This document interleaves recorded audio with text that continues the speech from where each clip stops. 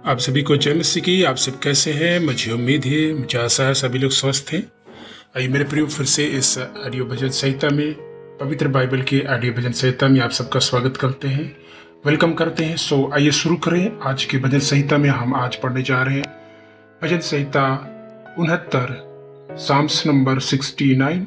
यहाँ इस प्रकार से लिखा है, हे परमेश्वर मेरा उद्धार कर, मैं जल में डूबा जाता हूँ, मैं बड़े दलदल में धंसा जाता हूँ और मेरे पैर कहीं नहीं रुकते।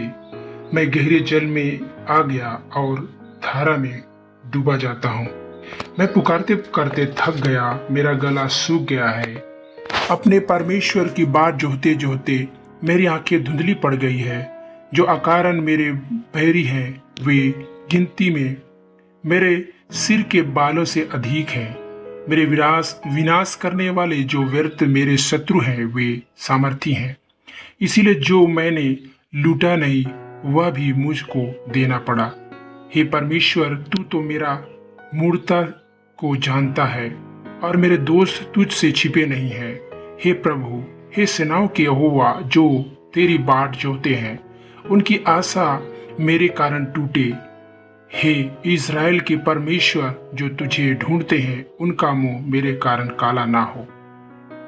तेरे ही कारण मेरी निंदा हुई है और मेरा मुंह लज्जा से ढांपा है। मैं अपने भाइयों के सामने अजनबी हुआ और अपने सगे भाइयों की दृष्टि में परदेसी ठहरा हूँ, क्योंकि मैं तेरे भवन की धुन में जलते जलते भस्म हुआ। और जो निंदा वे तेरी करते हैं वही निंदा मुझको सहनी पड़ती है।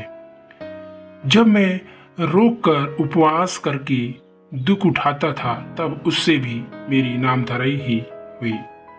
जब मैं टाट का वस्त्र पहने था तब मेरा दृष्टांत उनमें चलता था।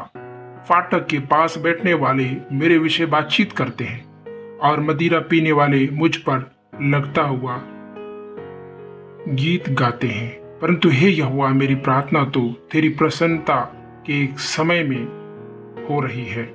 हे ये परमेश्वर, अपनी करुणा की बहुतायत से और बचाने की अपनी सच्ची प्रतिज्ञा के अनुसार मेरी सुन ले।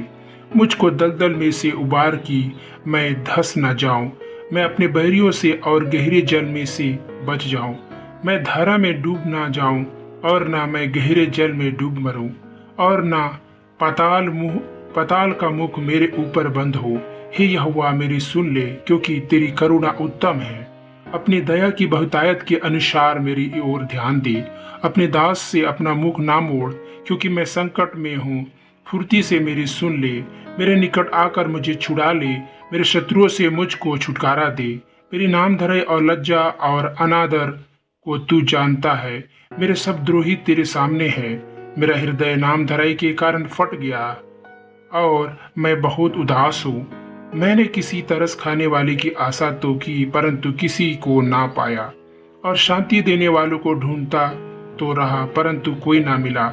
लोगों ने मेरे खाने के लिए इंद्रयान दिया और मेरी प्यास बुझाने के लिए मुझे सिरका पिलाया।